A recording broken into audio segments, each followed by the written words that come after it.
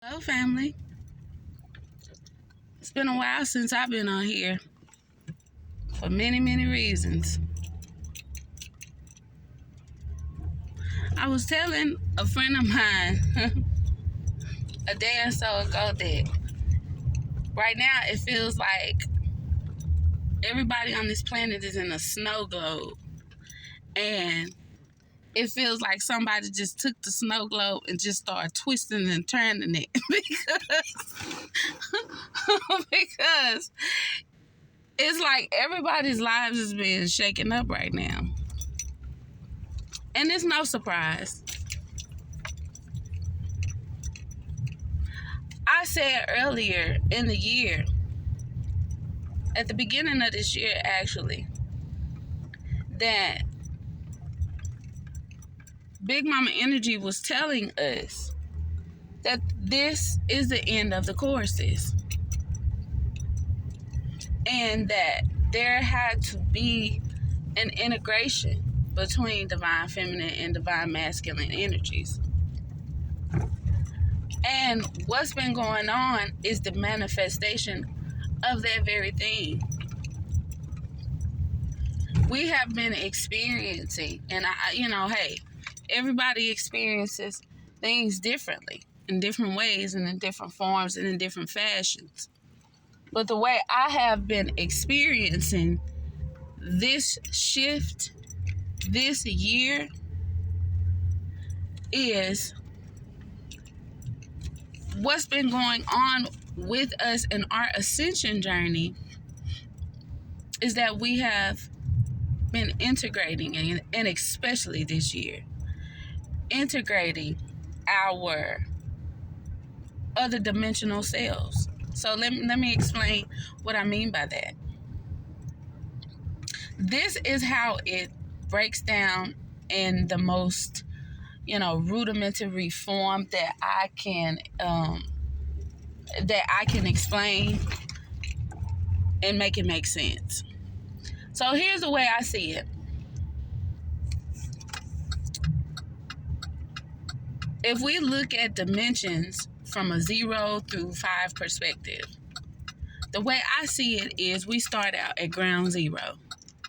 We start out in the thoughts of God. This is where God gets to explore who we are and what we want to be. And that thought process can be very chaotic.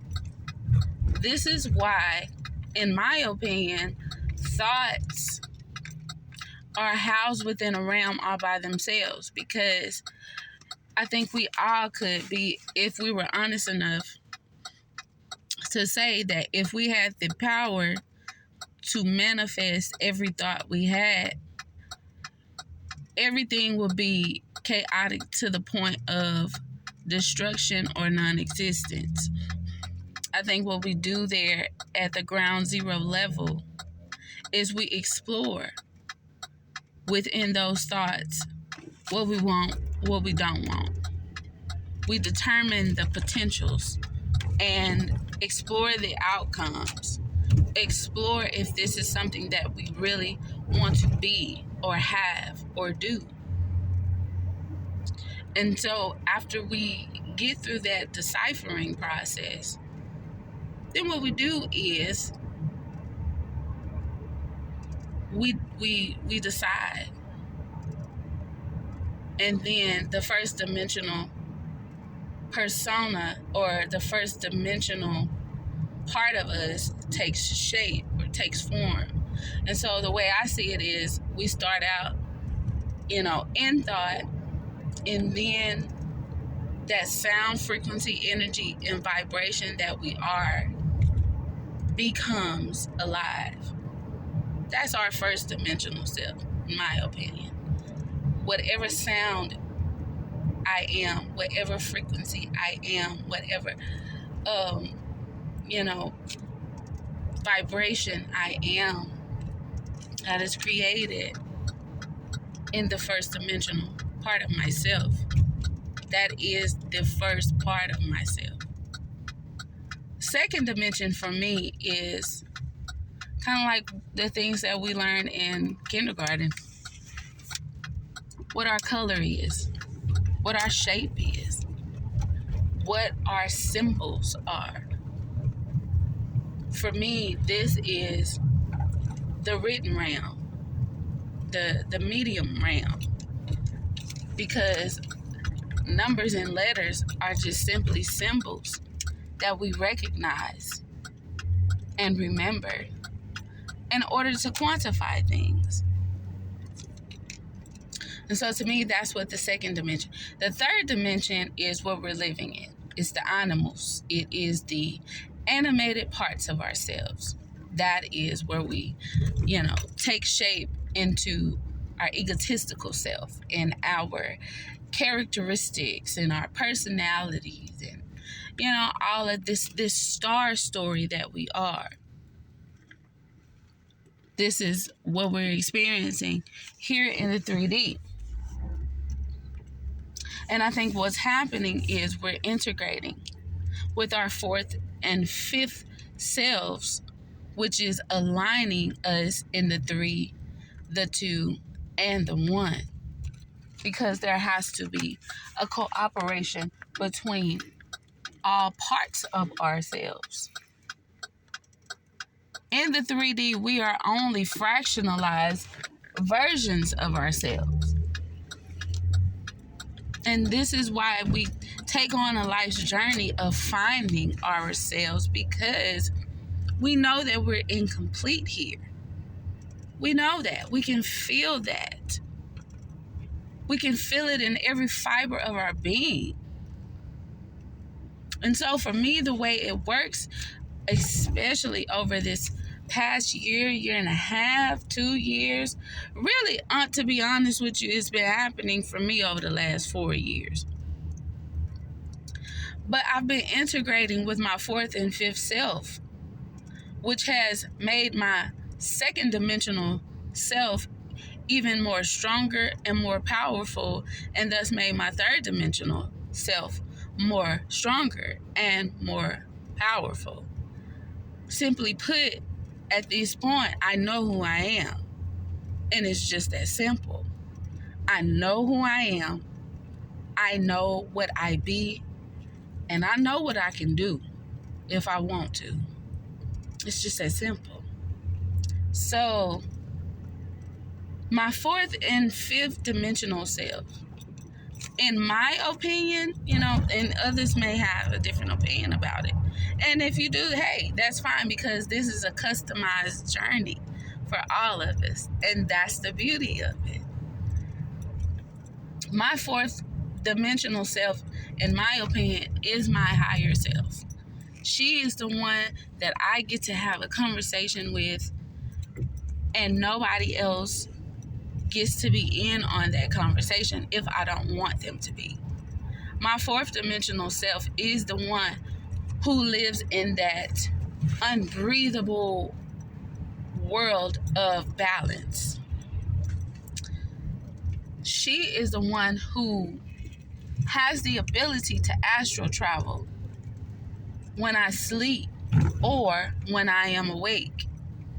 She is the one who gets the full-on opportunity to observe what happens in the etherical world, in the etherical realm. Now, if that information is privy to me and my journey and is important for me to know, then I know it. And then I can integrate it into my life, or if I need to share it, I can share it. Now, my fifth dimensional self, she is what I call and consider, and maybe some others feel the same way, is the one that lives in the angelic realm. She is the one that takes on neither, the husband or spouse or anything like that. She is the one that is the angle of light that has passed all of these tests and trials and is the guide. She is the guiding post. She is the guiding light. She is the angle of light, this angel, right? And so we've heard, the Bible talk about you can be entertaining angels unaware, and many of us are remembering who we are. And this, has some people shaken and flustered. We'll talk about them in a second. But integrating with your fourth and fifth dimensional self, because there's many fifth dimensional beings. There are many fourth dimensional beings, third dimensional beings, second dimensional beings, and many different vibrations, sounds, frequencies, and energies on the first dimensional part of life as well. I think it's important for us to be okay with who we are and who we know we are. How do you remember who you are if you don't know who you are? See, the thing is, in order to know it, we have to know it. It's just that simple. I can't remember who I am if I won't accept who I am. Because in order to remember me, I have to know me. And so this know thyself journey is honestly, in my opinion, not about finding out information I didn't already know. I did know it. But I came in as a fractionalized version of self. I came in not having all of the information all at once. And so in order for me to integrate with my first and second and third and fourth and fifth self, then I have to accept who I am. I have to accept my truth. And I have to accept what I know about self.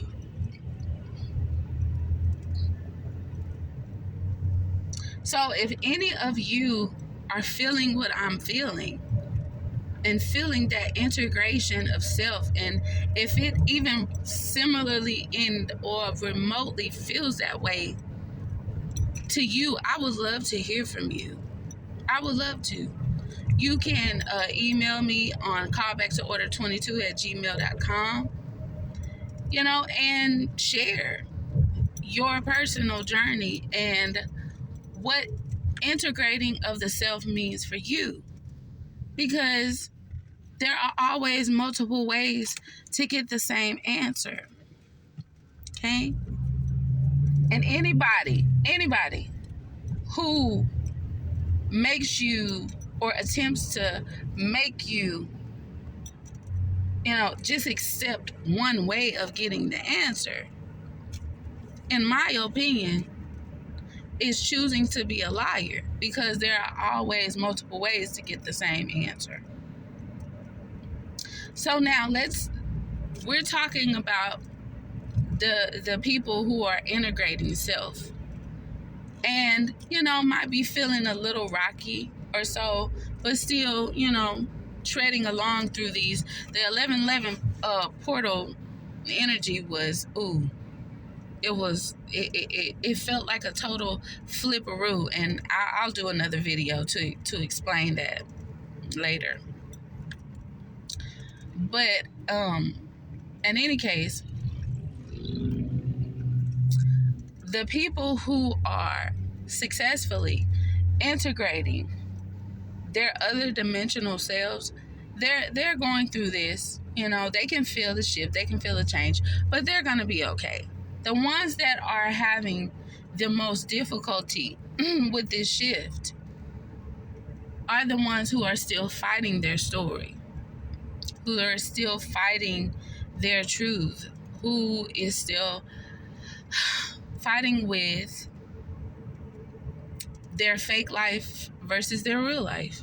It's just not no nice way of saying that.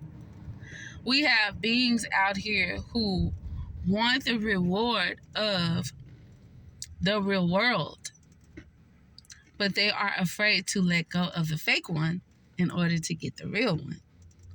And this is the part where we see in Revelations that tells us that this is what you must choose: real versus fake, truth versus a lie. No one can serve two masters. Either you will love the one and you'll despise the other. Anybody at this point along the human experience, spirit being having a human experience journey, at this point, who is still mad at truth, that's pretty much telling you who they are. Now, either they haven't fully integrated into themselves, their other dimensional selves. They may be still attempting to hold on to their third dimensional selves. That might be happening. Or they just don't want the change. They still want to be able to have their cake and their ice cream too. And that's just not we can't journey together in that way, in that space anymore. There has to be a separation in order to create balance. And some of the videos that I'll do later, I'll share some of the things that I've seen in that during my astral travels. And I'm gonna tell you right now, some of the people are not gonna like the worlds that they're going to go to if they will not accept their truth. But in any case, I'm going to go ahead and jump off of here. Like I said, if anybody else is experiencing the unique event of the integration and finally becoming aware of that integration, if you would like, hit me up. Let me know. Call back to order22@gmail.com and share your story, and I'll share mine back with you. A lot of the things I do not talk about on these videos because, sometimes it's good to leave people on a need to know basis. If they ask the question, then that means they need to know. And so sometimes the way we get answers is we first have to ask questions. But in any case, I'm going to go ahead and jump off of here. To you all, God bless you and God keep you. Peace and blessings unto you. You all have a wonderful, happy new year. And I will see you again down the road.